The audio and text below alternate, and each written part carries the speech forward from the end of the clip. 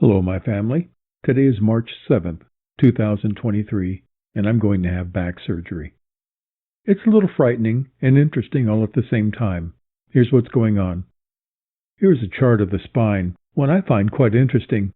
It's amazing what we know about ourselves. The chart on the left identifies each vertebrae. The upper portion is the cervical, followed by the thoracic, and then the area where I'm having problems, the lumbar, and ending with the sacral, otherwise called the tailbone by folks like me. The view we're seeing here is looking at the spine from the back side. The body images to the right outline the various areas where the nerves terminate. In my case, the nerves are being pinched in the spine itself. However, my perception of the pain it causes is on the front side of my right leg, specifically my right shin and right front thigh. Those nerves come from the L2, L3, and L4 vertebrae. That's the predominant pain, which is constant for me. However, on the upside, at least it has stopped throbbing. This happened after the lumbar puncture and CT scan last month.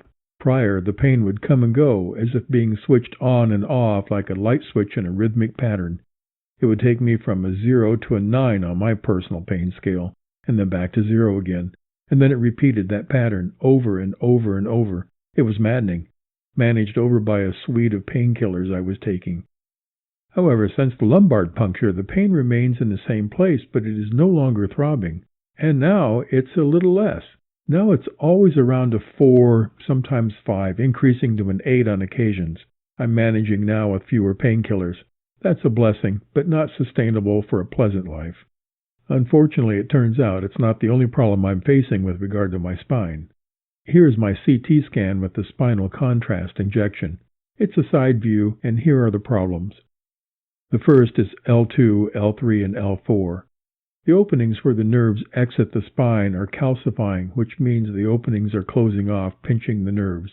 That's the pain I feel, but not the only one. The disc between S1 and L5 is collapsing, pressing upon the nerves. In addition, or perhaps because of that, an air pocket is forming behind it, creating more pressure, pushing the disc into the spinal nerves. You can see it right there.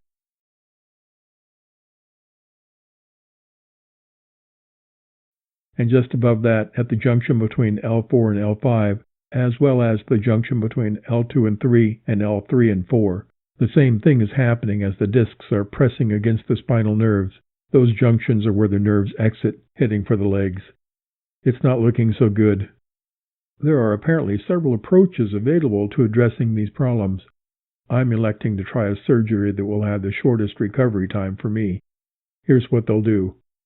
Along the spinal column, there is a layer called a laminate. The proposal is to scrape away some of the laminate to provide room for the nerves to move away from the encroaching disc. If it works, it should bring me the relief I want, or need, really. I'll have a 6 to 8 week recovery of no bending, twisting, or lifting, walking only, and there may be restrictions beyond that. I guess it's up to how I recover, so I won't know right away. I hope it works as well as I envision it in my head. However, the surgery won't address the collapsing disc at L5.